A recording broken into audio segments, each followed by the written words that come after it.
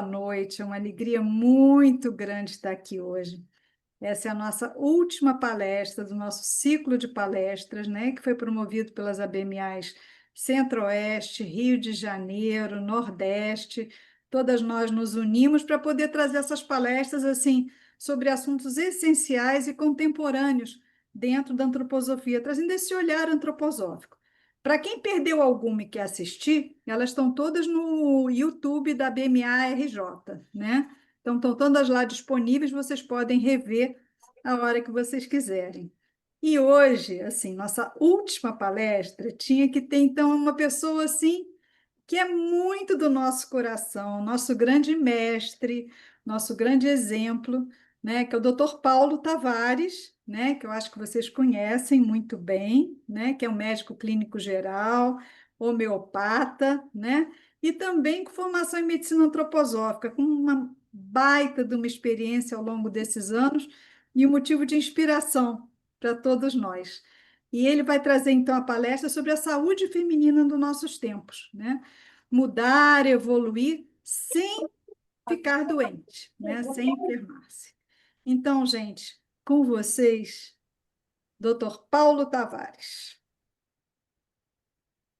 Boa noite a todos. Muito obrigado e um abraço carinhoso aí na minha colega. Ela é muito generosa comigo, né? Me põe num lugar muito especial. Eu quero muito bem a ela também.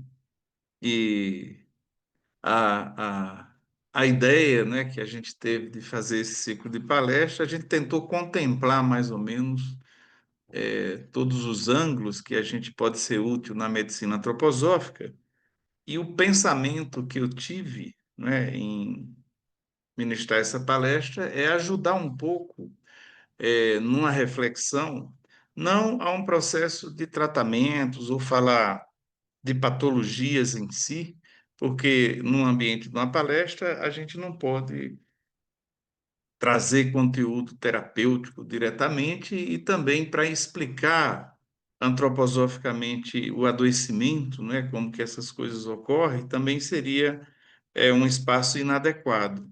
Então, o contexto que eu queria trazer para a gente é um conceito e um contexto sócio-histórico, né? Como que a gente foi vendo e percebendo através de um olhar antroposófico as modificações e todo o processo de dificuldades, né? E de desafios que a alma feminina, ao longo de mais ou menos 200 anos, vem enfrentando, né?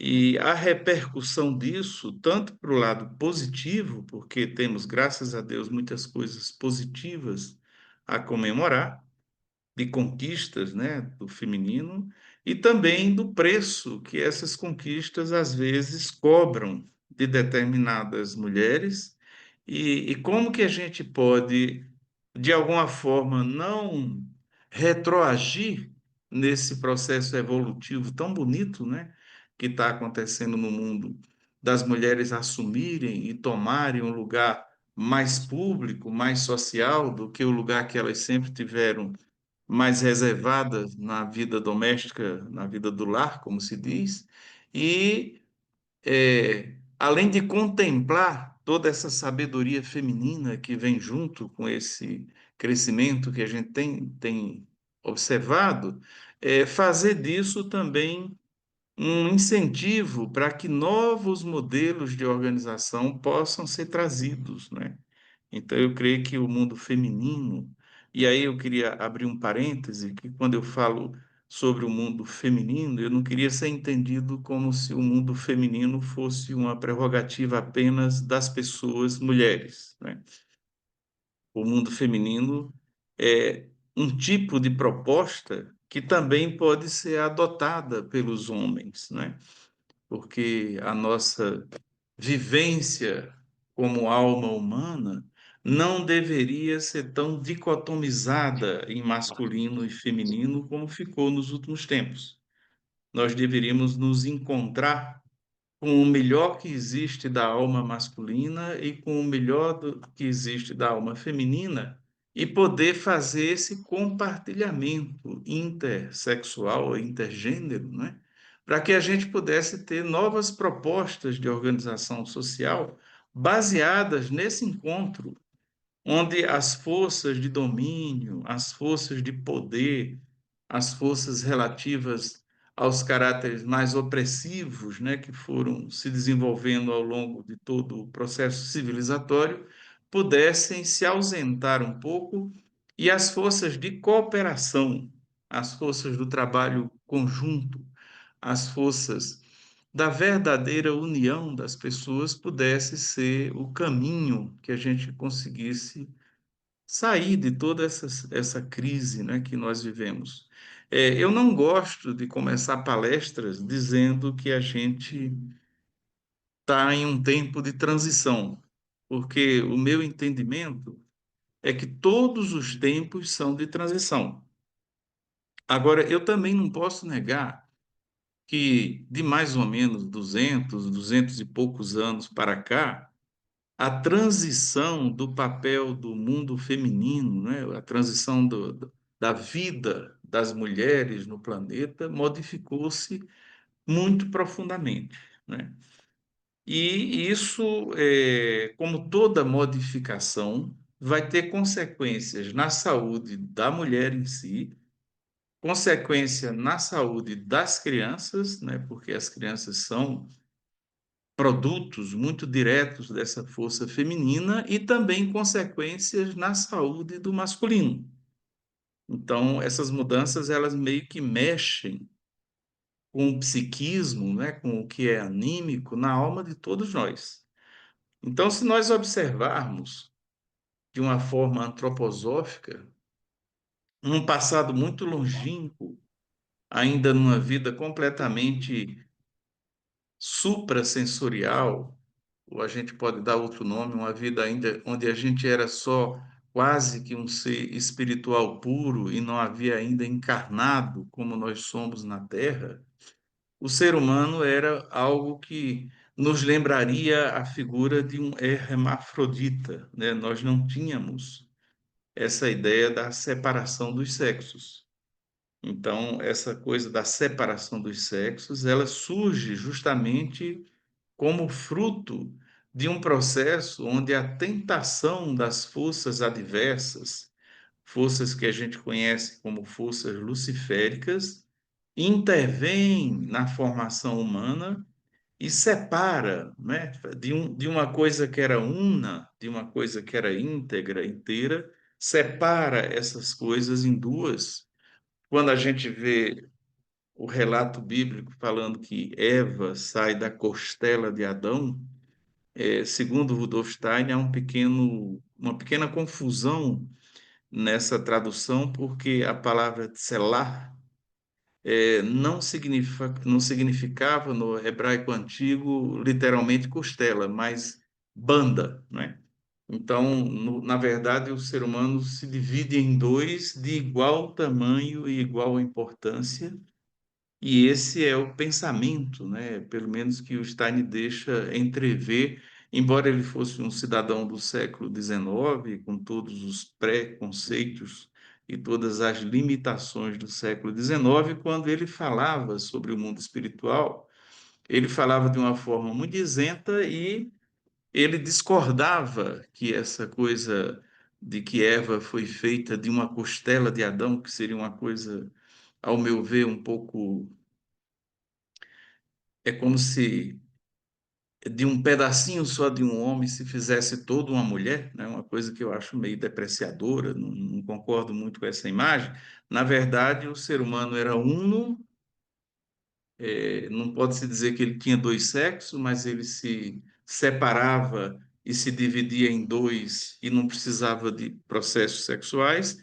Ele, então, em certa altura, ele se cria em dois gêneros diferentes, o gênero masculino e feminino. E aí eu também não vou entrar nas questões mais complexas de gênero, me perdoe essa simplificação, mas acho que todo mundo entende que eu estou tentando descrever só historicamente, né?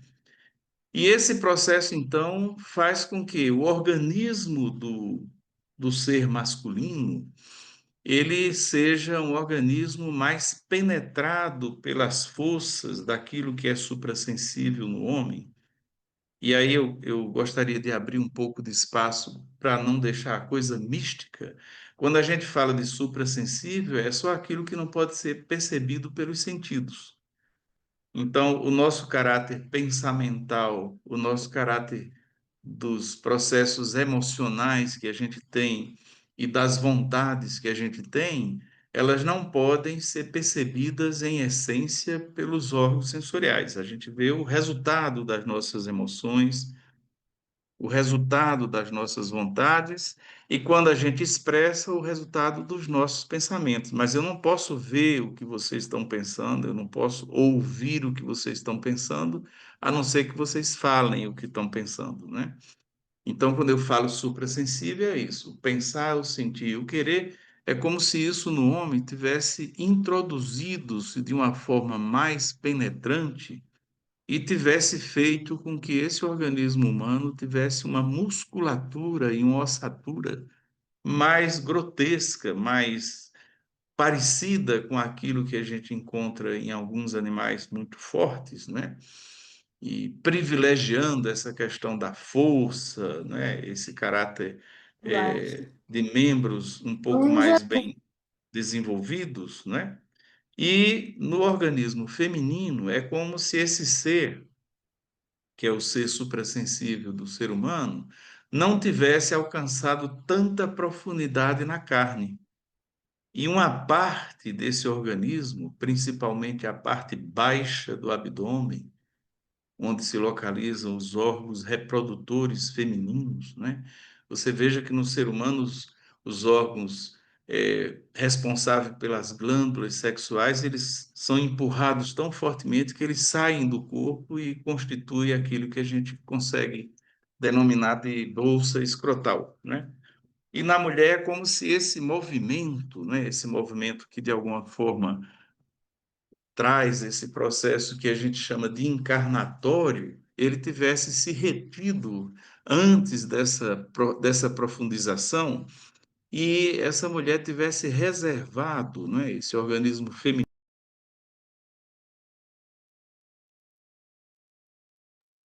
Acho ficou sem som, doutor Paulo. Acho que alguém desligou, né? Então, foi aonde que parou? Bom, então esse organismo feminino, ele, por sua vez, ele não foi tão penetrado como o masculino, né?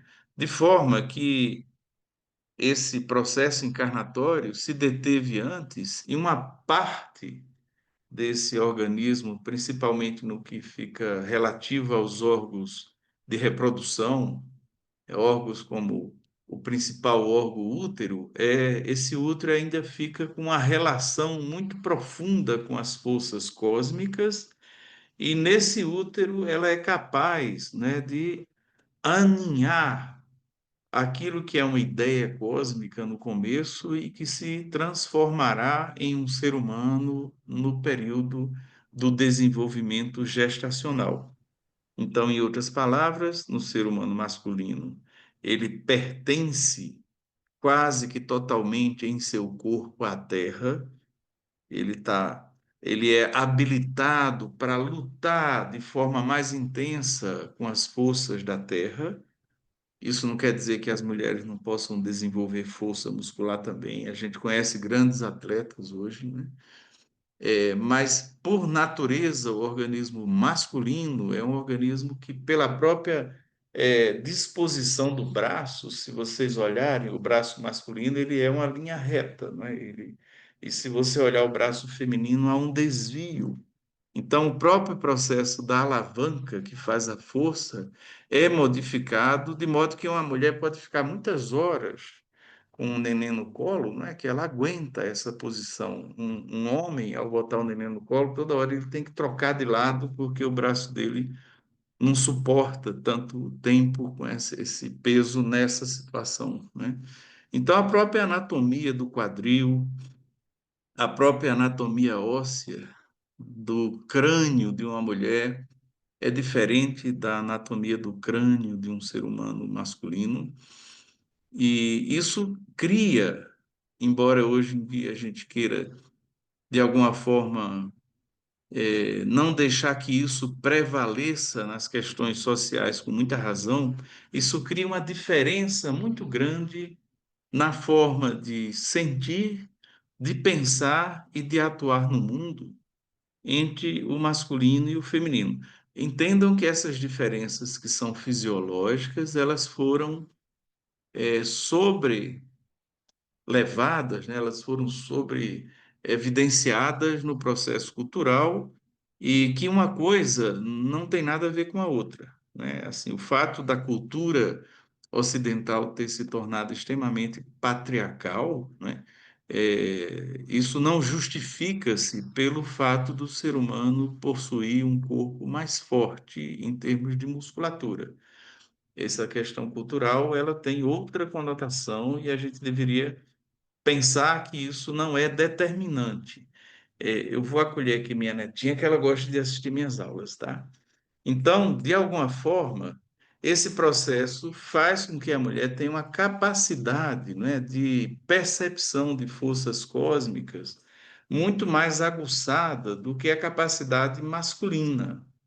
Então, há na alma feminina uma sensibilidade desenvolvida por essa situação onde a mulher convive de uma forma mais ampla entre o que é terrestre e o que é cósmico, do que a situação de um ser humano masculino que é mais voltado, né, às forças da própria Terra. Isso não determina nada culturalmente. Isso foi usado, né, como o poder da força, principalmente no Império Romano, era um poder muito determinante, era um povo muito aguerrido. Criou-se um patriarcado por uma questão de força, né? Então, a força militar, a força do braço armado, né, prevaleceu sobre a força feminina e mesmo na Grécia Antiga isso já era assim, e isso se perpetua. E espera-se, né, que de alguma forma haja uma tendência natural do ser humano a dissipar dessas situações. Agora, a gente não pode negar, né, que esse processo do organismo feminino contém em si um espaço que é como se fosse um espaço que pertencesse ao cosmos e que ao mesmo tempo está dentro do próprio organismo, faz dele um organismo com uma sensibilidade na alma totalmente diferente da sensibilidade do ser humano masculino. Então, a gente pode pensar que assim como a gente tem um coração solar, né, o nosso coração é um órgão muito voltado ao ritmo solar. Existem estudos muito bonitos falando sobre a quantidade de vezes que o coração bate durante um dia, sendo muito vinculada ao tipo de circulação que o Sol faz ao redor de todo o zodíaco, né, no chamado ano zodiacal. Então, a nossa força solar, que está muito contida nesse processo do coração, ela é extremamente bem assentada em nosso tórax. Quando a gente vai para o nosso abdômen, principalmente no processo dos órgãos reprodutores, essa força solar vai dar espaço ao aparecimento daquilo que a gente conhece na antroposofia como forças lunares, que são forças diferentes das forças solares. O Sol, quando ele aparece no céu, né, ele transcende com sua luz para todo o processo do espaço, e a gente sabe que a Lua, né, ela é fruto, essa luz da Lua é uma luz, como a gente pode dizer, uma luz fria, uma luz refletida. Mas, se vocês pensarem num ciclo menstrual feminino, que hoje em dia é cada dia mais raro, um ciclo normal, né? Porque a maioria das mulheres, infelizmente, estão modificadas quimicamente nesses ciclos, né?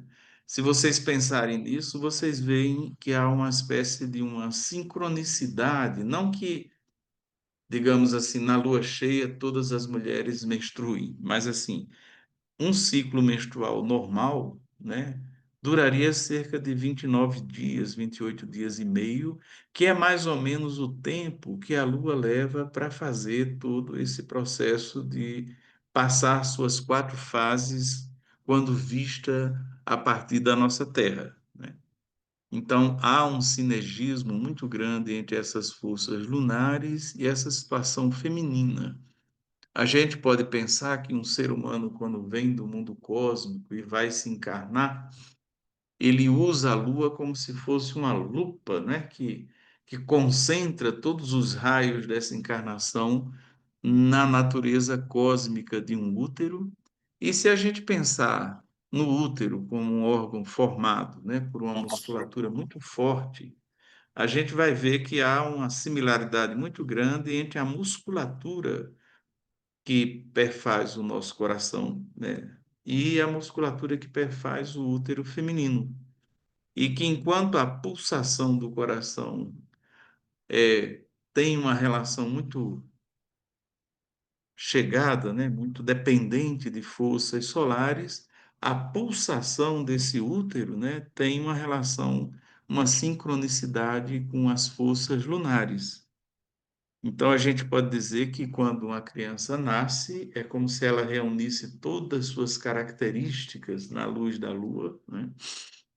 E essa luz da lua, durante 10 meses lunares, 10 meses de 28 dias, 280 dias, que perfaz uma gravidez humana, essas influências que ela traz do mundo espiritual, as influências do seu karma, as influências da formação do seu próprio corpo, se misturam no útero feminino com aquilo que provém da terra, que é o óvulo que a mulher liberou, né? E o espermatozoide que o homem ejaculou em seu interior. Então, o ser humano se forma por uma corrente hereditária que tem muito a ver com a herança desses dois gametas que se uniram para fazer um corpo de carne para o homem, e a parte suprassensível do homem, a parte que vai fazer a encarnação do que é chamado da força espiritual e da alma humana, elas vêm do cosmos e elas interferem nesse útero que, se vocês olharem, né, onde a gente encontra essa superfície abobadada, como a gente encontra na nossa cabeça, a gente encontra no que a gente chama do nosso palato, do céu da boca, encontra nos ossos, né? A gente vai encontrar essa mesma forma abobadada no útero, e é como se essa forma abobadada ela espelhasse tudo que vem do cosmos e levasse para a construção do embrião, numa atuação conjunta, as forças que provêm do cosmos e as forças que provêm da Terra. Então, de uma forma geral, esse seria mais ou menos a imagem que a gente gostaria de deixar de um organismo feminino.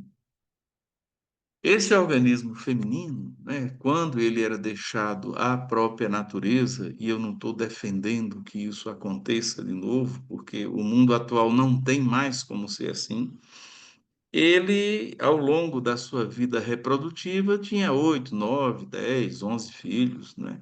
Todo mundo sabe que as nossas bisavós tinham muito mais filhos do que as nossas atuais mulheres. Então, com o advento daquilo que a gente conhece como mundo moderno, né? Essa questão, que era uma questão natural, a questão do encontro entre um homem e uma mulher, onde sempre pairava, né? Sempre pairava uma situação muito complexa, que todo encontro que envolvesse uma relação carnal entre um homem e uma mulher podia resultar num processo da produção de um novo ser. Esse processo ele foi interrompido, e eu acho que isso é um marco muito grande, quando, por volta dos anos 60, né, foi inventado, né, ou descobriu-se a capacidade de intervir nesse processo com aquilo que a gente conhece como os métodos anticoncepcionais. Então, a gente vai ter um mundo feminino antes da pílula, um pouco assim, e um mundo feminino depois da pílula, né? A gente vai ter uma visão de sexualidade antes do aparecimento da pílula e vai ter uma visão de sexualidade depois do aparecimento da pílula que nos dá um conforto e uma liberdade, eu vou usar essas duas palavras com reticências, né, de termos filhos na hora que a gente decidir. Então, aquela determinação pragmática, né, de que de qualquer ato sexual podia gerar-se uma criança, passa a ser então um motivo de uma querência, de uma escolha, né, onde esse casal tem uma atividade proativa de querer ou não gestar. Eu não posso achar que uma mulher nasce para ter filhos. Eu não posso achar que uma mulher é como se fosse um instrumento de encarnação de seres humanos na Terra, porque isso seria grotesco. Mas também eu não posso negar que a única forma de um ser que ainda não está encarnado encarnar nesse planeta é através de um corpo, até hoje, né? Através de um corpo feminino. Por mais que a tecnologia tenha avançado, a gente sabe que em alguma altura desse processo é necessário que exista um útero, né, e que esse útero gere essa criança. Então, eu vejo isso como um peso kármico muito grande nas costas da mulher, porque por maior que seja a tecnologia do nosso tempo, inegavelmente recai para ela uma boa parte da gestação, né, porque os embriões são implantados no útero muito cedo, e uma boa parte do desenvolvimento pós-parto, porque eu considero, pode ser que isso seja um atraso mental meu, que uma mãe para se liberar, né, de uma questão da maternidade, ela leva, se ela for muito safa, ela leva mais ou menos 2 anos para afrouxar um pouco esses laços, não é? Mesmo que ela não esteja amamentando, mesmo que ela não esteja biologicamente ainda vinculada a essa criança, a questão afetiva, né? A questão do desejo que a criança tem natural de permanecer junto da mãe, é uma coisa muito apelativa. Há de se convir também que, um pouco antes do aparecimento da pílula, por volta ainda do século XIX, final do século XIX, o advento da Revolução Industrial, né? E com a Revolução Industrial, a quantidade de trabalho e a capacidade de produção da humanidade multiplicou-se de forma estupenda em pouco tempo, faltavam, né, operários, né? Chegou-se a um tempo em que todos os braços masculinos que eram ou da agricultura ou tinha inserido-se no processo industrial eram insuficientes para a produção. E também com a industrialização, as famílias que antigamente viviam em núcleos rurais de certa forma mais harmônicos, onde o contato com as forças da natureza e com todos os ritmos que essas forças traziam, deixavam um impacto muito mais positivo em termos de higiene física e mental nos corpos, essa migração dessa população para as cidades e esse entulhamento dessas populações em casas conjugadas, casinhas de operários, né, uma junto da outra, cortou de forma muito abrupta esse vínculo que essas pessoas tinham com essas forças rítmicas do campo, e isso começou lentamente a degenerar todo o processo, não só da saúde feminina, mas da saúde geral, né? A gente se desconectou dos ritmos cósmicos. É muito difícil numa cidade a gente ter noção de como que está o céu, de que jeito as nuvens estão se formando, ter contato com as aves que cantam assim o assado para avisar determinado tipo de mudança atmosférica, ou mesmo ver formigueiros, né? Então, o arruamento e o povoamento das cidades cortou esse vínculo rítmico que o ser humano tinha com a terra, e isso repercutiu muito fortemente já no processo reprodutivo feminino. As doenças reprodutivas, as doenças do aparelho reprodutor aumentam violentamente a partir dos meados do século XIX, né? A gente tem que entender que uma gravidez nesse tempo era um risco imenso, não é? Muitas vezes a gravidez culminava numa morte, a mortalidade materna era muito intensa, morriam muitas mulheres em decorrência do parto, né?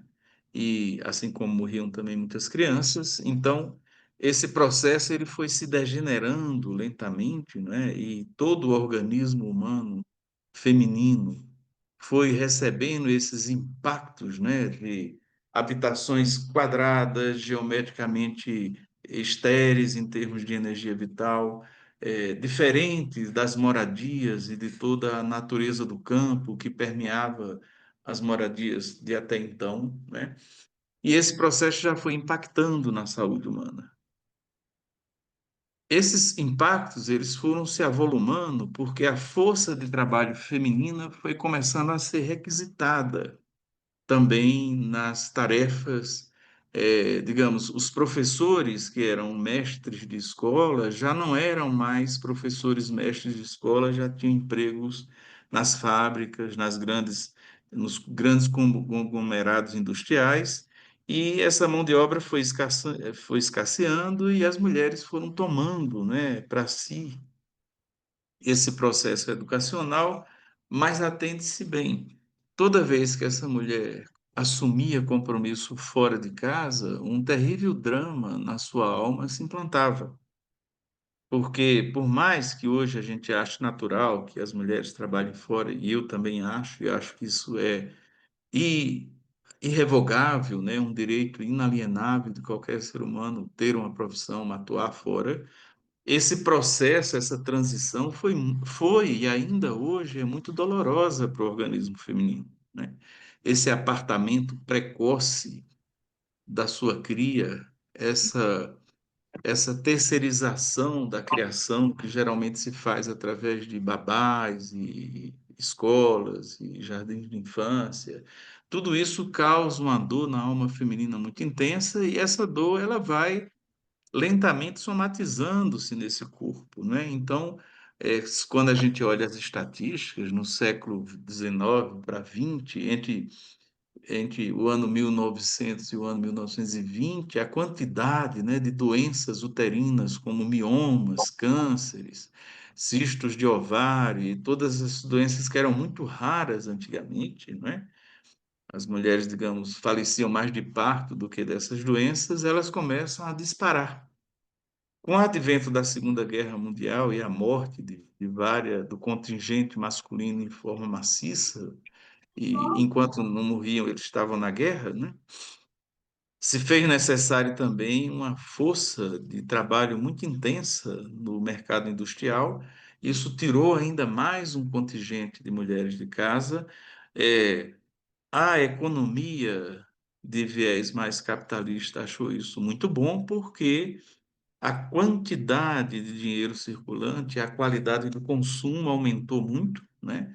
Então, facilmente foram sendo implantados, né, o direito a voto, aquilo que parecia também impossível 100 anos atrás, né? É muito importante a gente lembrar que no Brasil, até 1940 e quarenta e pouco, uma mulher para viajar de um estado para outro tinha que pedir permissão, né, assinada ao marido, senão ela não embarcava num avião ou num ônibus, se ela estivesse sozinha, né, e fosse uma mulher casada.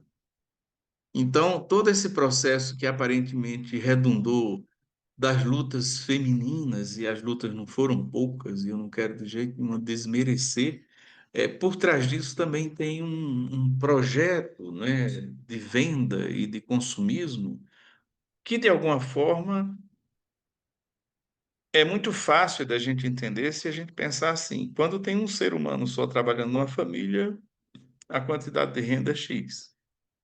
Quando dois seres humanos são produtivos, essa quantidade duplica ou triplica. e o poder de consumo dessa família, né? Aí, junto com esse processo, vem também as demandas de consumo.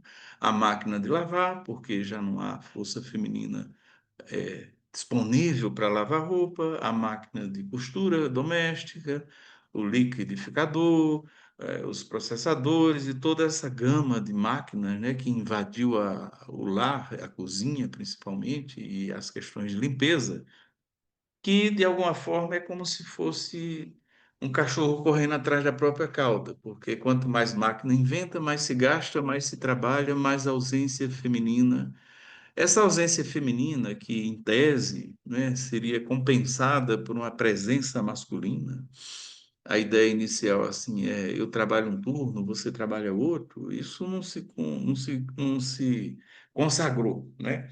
Na verdade, a gente vê que na estrutura do processo familiar houve uma ruptura muito grande dessa presença dos adultos, que tem um papel mais relevante na conduta das crianças na casa, né? E essa coisa foi terceirizada para avós, para babás, para domésticos, etc, etc, né? Esse processo tem um custo afetivo e tem um custo. A gente sabe o que é uma depressão pós-parto, a gente sabe o que é a angústia de uma mulher que tem que sair de casa para trabalhar e que tem que deixar crianças doentes em casa. A gente sabe de todo o custo dessa vida dupla de trabalho, né? O trabalho doméstico e, ainda por cima, o trabalho fora de casa. E eu não quero de jeito nenhum criticar esses processos de libertação feminina, porque a gente vai ter que encontrar um jeito dessa coisa ser.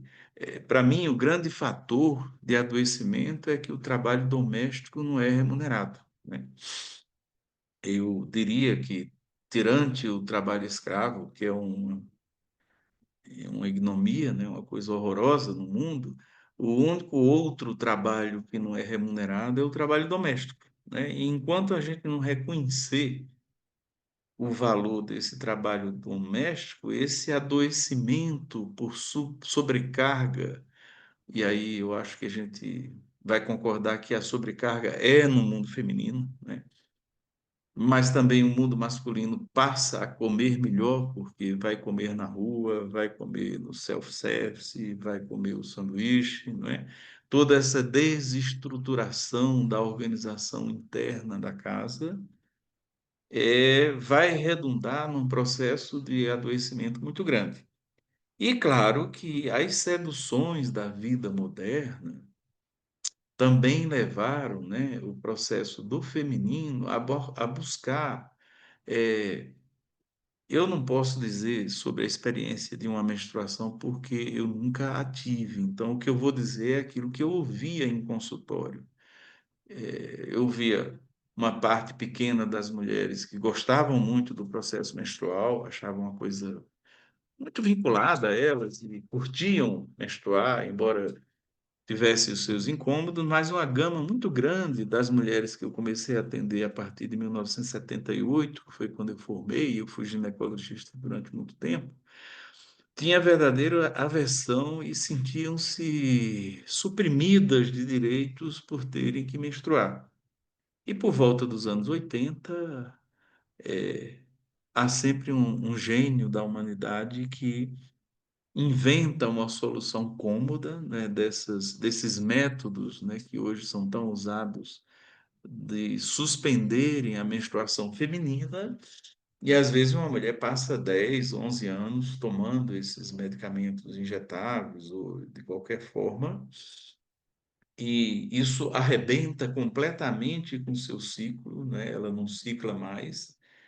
Pode ser que isso seja uma coisa de velho, eu acho que o ciclo menstrual é uma função fisiológica. Eu não gostaria de que uma função fisiológica como urinar, que eu tenho, né, fosse modificada só para eu ter comodidade, eu só urinasse uma vez por dia, digamos, ou duas vezes por dia.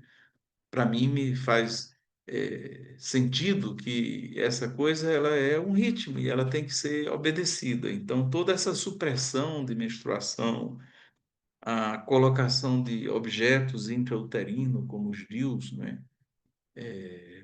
E a gente sabe que a taxa de fertilidade cai vertiginosamente. Hoje em dia, para se engravidar é quase um projeto, né? Assim, a gente sabe que cada dia a fertilização in vitro é mais buscada. As mulheres não conseguem engravidar muito jovem porque elas têm que fazer a vida produtiva vingar, então tem que formar, tem que fazer mestrado, pós-graduação, etc, etc. E quando elas vão ter filho, elas se deparam com uma certa dificuldade. A gente sabe que esse processo é um processo de extrema angústia do mundo feminino hoje. Existem soluções um pouco sedutoras e fáceis, que é como se eu culpasse o masculino por essa situação. Eu não eximo de culpa o mundo masculino, que é extremamente preguiçoso e comodista com as coisas do lar, mas eu acho que as mulheres têm que ter um processo de autoobservação e ver o que realmente, para que lado essa coisa vai, né? Eu acho, na minha ingenuidade, eu acho que o Estado tem que financiar, né, esses trabalhos domésticos e esses trabalhos maternos, entende? Talvez maternos e paternos. Eu acho que são trabalhos, né? Eu acho que uma sociedade que se estruturasse para financiar esse tipo de coisa seria uma sociedade que gastaria bem menos com saúde física e mental posteriormente, né? Eu sei que haveriam todos os desvios de pessoa engravidando só para poder ter esse dinheiro. A gente sabe que a natureza humana ela é perversa, mas eu sei também que existem métodos, né, onde se pode ter uma assistência social bem feita que possa trazer consciência às pessoas do que significa isso, né? Então, no meu entendimento, o sacrifício e o adoecimento feminino, ele foi uma coisa que disparou, né, dos anos 1800 em diante, e eu sinto hoje que todo esse processo também da ditadura da beleza, né, esse processo de milhões de dietas e milhões de procedimentos cosméticos e procedimentos reparatórios, né, e todo esse rigor com que se trata o corpo feminino, ele também deveria ser revisto, né? Não é difícil a gente ver de vez em quando o sacrifício de uma mulher de classe média ou pobre que junta um dinheiro e morre numa mesa de cirurgia tentando fazer uma lipoaspiração ou uma plástica. Eu acho que é estúpido se a gente for contra essas coisas, né? Eu não sou contra anticoncepcional, eu não sou contra o DIU, eu não sou contra a mulher trabalhar fora, eu não sou contra eh, uma plástica, eu só acho que essas coisas só podem ser feitas depois que há um certo desenvolvimento da consciência. O que eu sou contra são as ditaduras, né, de beleza, as ditaduras do que é moderno, né? Hoje em dia, quando a gente vê uma mulher que opta por ficar em casa e cuidar dos seus filhos e marido, ela é meio que ridicularizada por essa escolha, né?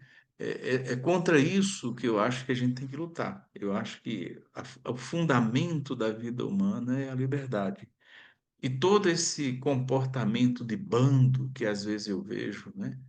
Num certo pseudo-feminismo de bando, né? E eu não sou estúpido, eu sei que a questão econômica é perversa, né? Se a mulher não tiver dinheiro, ela corre grandes riscos, né? Por isso que eu acho que é uma função do Estado prover essa maternidade com dinheiro, mas não é uma mixaria, não, é prover com alguma coisa que torne esse trabalho digno.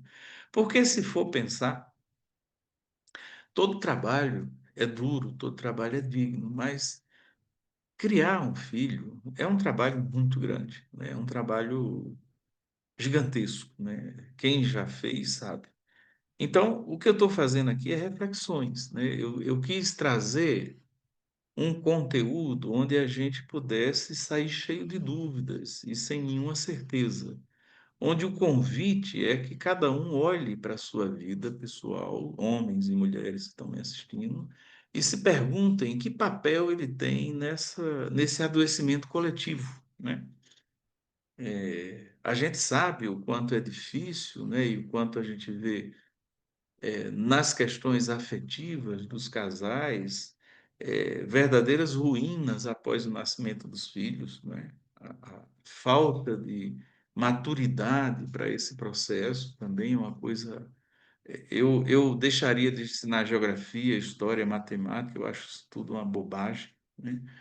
E ensinaria convívio pessoal, ensinaria, desvendaria essa questão da sexualidade para a criança na adolescência, desmitificaria essas questões da reprodução, não com aquelas aulas horrorosas, né, de aparelho reprodutor, mas com discussões amplas, né, para que essa nova geração tivesse um ensino para onde está o problema da humanidade. O problema da humanidade não é um problema vinculado a não saber matemática, ou não saber português, ou não saber geografia.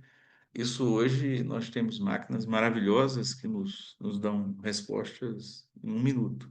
O problema do ser humano está no convívio, né? E eu acho que até hoje ninguém abriu o olho para entender que essa coisa do convívio é fundamental para o desenvolvimento futuro da nossa humanidade.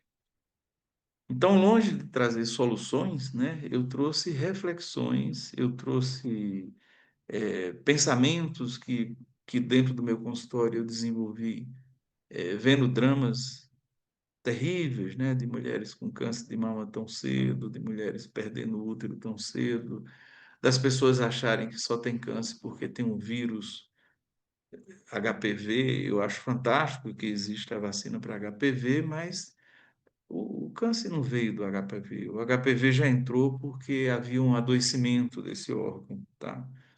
Então, essas reflexões é que eu queria trazer para vocês. Talvez não tenha sido muito do agrado de todos, talvez vocês quisessem entender como é que não adoece. Eu acho que essas receitas, elas só podem ser dadas individualmente, assim, cada caso é um caso único. E toda vez que a gente se sistematiza e diz assim, toda mulher deveria ter filho até 30 anos, a gente está causando um problema muito sério, porque a gente cria mais uma ditadura, né? A ditadura de que toda mulher tem que ter um filho até 30 anos.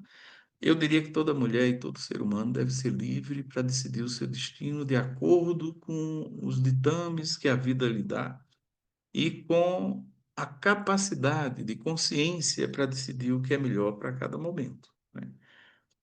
Então, dito isso, eu vou abrir um espaço para perguntas, né? Talvez algumas perguntas eu não possa responder porque nem mesmo eu tenho a resposta, mas posso refletir um pouco mais sobre algum assunto, se for o caso. Então, eu agradeço muito a presença de vocês, o convite das ABMAs. Eu gosto demais de prestar serviço às ABMAs para essa divulgação da antroposofia e convido todos vocês a estudar mais antroposofia, a se acercar mais das obras do Rudolf Steiner, a frequentar os cursos básicos que existem nas cidades mais diversas do Brasil e que fazem a formação básica para esse conteúdo antroposófico. E agora nós vamos para as perguntas. Muito bem, podemos começar, né? Podemos, querida. Então, por enquanto, temos três perguntas aqui no chat. As duas primeiras são do Giuseppe. Ele pergunta: por qual motivo as nossas mitocôndrias são transmitidas apenas pela ascendência materna? Essa particularidade da biologia, eu até já li sobre ela, mas eu não acho que eu consiga agora, né, explicar essa situação, entende? O que eu sei da antroposofia é que, por parte do nosso pai, a gente é muito mais vinculado ao que se chama das forças cósmicas, né? Embora o masculino seja mais voltado às forças terrestres. E por parte da nossa mãe, a gente traz mais coisas vinculadas ao passado das nossas famílias na Terra.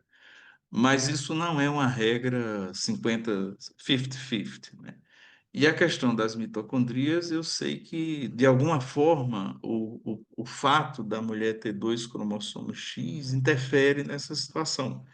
Mas eu não tenho todo o desenvolvimento agora claro para te dizer, José. Se depois eu estudar, eu posso te responder, tá? Bom, a segunda pergunta do Giuseppe é: por qual motivo metade do nosso DNA já é materializado na gestação quando da materialização do útero de nossas mães? Essa eu não entendi. Não entendi tua pergunta, assim. Metade do DNA já é materializado no útero materno ou no organismo materno, através do gameta que a mãe traz, né? Eu, para ser sincero, eu não sou um grande geneticista e não tenho uma formação muito ampla nessa área. Eu conheço um pouquinho da antroposofia, então eu vou ficar te devendo essa também. Porque o meu raciocínio não vai por essa coisa do físico. Eu acho que essa coisa da materialidade do DNA, ela é só um reflexo do que acontece no mundo suprassensível. Então, eu nunca me dediquei muito a essa área, mas é por falta de tempo. É uma área muito interessante. A próxima pergunta é da Sônia. Qual o seu ponto de vista sobre inseminação artificial e FIV à luz da antroposofia? Meu ponto de vista é que isso só diz respeito ao casal que deseja fazer ou à mulher que deseja fazer sozinho. E que a antroposofia, pelo menos até onde eu entendo a antroposofia, não deveria dizer absolutamente nada sobre isso, porque isso é parte da liberdade humana de cada um, tá? Então, o médico que vai fazer, o pai que vai participar, se for o caso, e a mãe que vai participar, é que devem decidir através de um processo de consciência muito desenvolvido, né? Deve procurar profissionais da área, conversar o máximo que pode e entender o tanto que dá para entender desse processo, perceber ao redor como que são as crianças que vêm de FIV, já tem uma amostragem muito boa, e aí a decisão tem que ser deles, porque se a gente disser, a antroposofia é a favor ou é contra, a gente vai estar indo de encontro a uma coisa que é fundamental, que é a liberdade humana. Então, acho que cada caso é um caso. Eu posso citar para vocês que já teve caso que me embrulhou o estômago, né? Uma mulher de meia idade, com muito recurso, que já tinha feito tudo no mundo, viajado o mundo inteiro, e ela falou assim: agora eu acho que eu quero ter um filho. E ela construiu esse filho, né, com o dinheiro e a potência econômica que ela tinha, e eu vi nisso uma coisa muito fria, muito. Eu não estou criticando ela, mas assim, me deu um certo embrulho no estômago, né? E já vi casos fantásticos de um casal extremamente desejoso de ter um filho que optou por essa situação e, pelo menos até agora, tem uma criança muito saudável, muito abençoado esse fato, entende? Então, eu acho que não é o ato que a gente tem que ser contra ou a favor, é o que passa nos corações humanos é que importa. O que se passa nos corações humanos vai para a eternidade. Os atos morrem com o corpo. Então, essa é a minha questão em relação a aborto ou não aborto, essa é a minha questão em relação a tudo que diz respeito ao ser humano. Ana Simas faz a seguinte colocação e pergunta: observe que esse feminino suprimido tem grande relação com a fibromialgia e que homens que apresentam a doença em geral têm uma sensibilidade maior que os demais. Tem realmente uma relação ou minha observação não é real?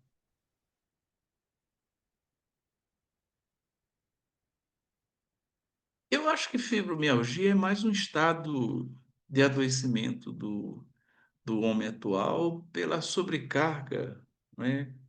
E pela exigência do desenvolvimento de uma individualidade que deveria ser uma coisa suave e tranquila e que passou a ser quase que uma ditadura, né? Então as pessoas, eu digo assim, as pessoas não sabem mais ser normais, elas têm que ser mega, supra, hiper, né? Então, isso dá uma overdose no sistema e quebra o sistema, entende? Eu vejo assim. A Cristiane pergunta o seguinte: Paulo, você poderia falar mais sobre o processo de saúde e adoecimento nas nossas adolescentes no nosso tempo? Bom, adolescente é um mundo bem intenso e bem à parte, né? É, eu acho que os adolescentes são frutos dessa loucura que se construiu, né? Fruto dessas exigências, né? Que a gente vê que as famílias fazem, né? De colégio, de educação, de inglês, de natação, de beleza, de dente perfeito, então eu só vejo na adolescência o resultado da loucura dos adultos, entende? Não vejo nada além disso. E claro que almas extremamente angustiadas, né? Porque olham para os adultos e os veem completamente perdidos, né? Então, dá um desespero, né? De se tornar um deles também. Assim que eu penso. A próxima pergunta é da Ana Paula. O que o doutor diria para mulheres em situação de violência psicológica, de modo que as ajude a atuar a partir da consciência cósmica? Eu acho que esse problema é bem terrestre. Se você está sob violência psicológica, tem que procurar os canais competentes. Eu diria que a questão jurídica, a questão da própria polícia, a buscar apoio em família e amigos e se livrar da violência psicológica, entende? Eu sou extremamente adverso a essa coisa do karma, tem que aguentar, não. Karma é para ser resolvido. Ninguém deve viver sobre abuso psicológico, violência psicológica ou violência de maneira alguma. Ninguém deveria, né? Infelizmente, muita gente ainda está submetida. Então, acho que isso não é uma questão de cunho só espiritual, né? É uma questão de buscar os apoios aonde eu sei que não é fácil, né? Eu sei que não é fácil uma mulher sob essa situação buscar apoio, mas não aceite, não se dobre à violência, lute contra.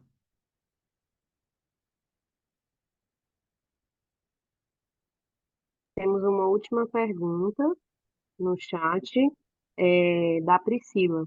Minha pergunta complementa a de cima, da colega. Adolescentes e meninas já apresentando endometriose ou outras doenças do aparelho reprodutor, tomando pílula constantemente para evitar não só as gravidezes, mas também a menstruação. O que o senhor acha disso?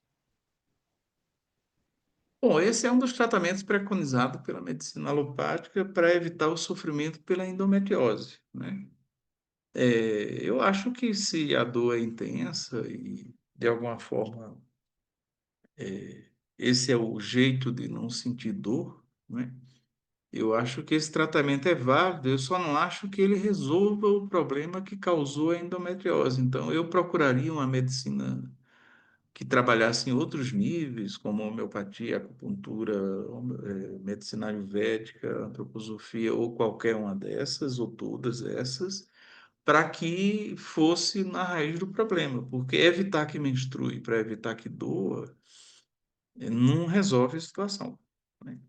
Mas eu não sou nem um pouco ingênuo. Eu já tratei mulheres com endometriose e é uma tortura todo mês. Então, enquanto a gente não acha solução real, né, é muito importante que haja esse tratamento, né? Eu não sou nem um pouco contra os bons tratamentos alopáticos, né? Agora, é preciso fazer uma terapia, é preciso entender por que que essa endometriose existe, é preciso entender o contexto familiar. É um tratamento muito mais complexo e mais amplo que vai redundar numa formação de consciência.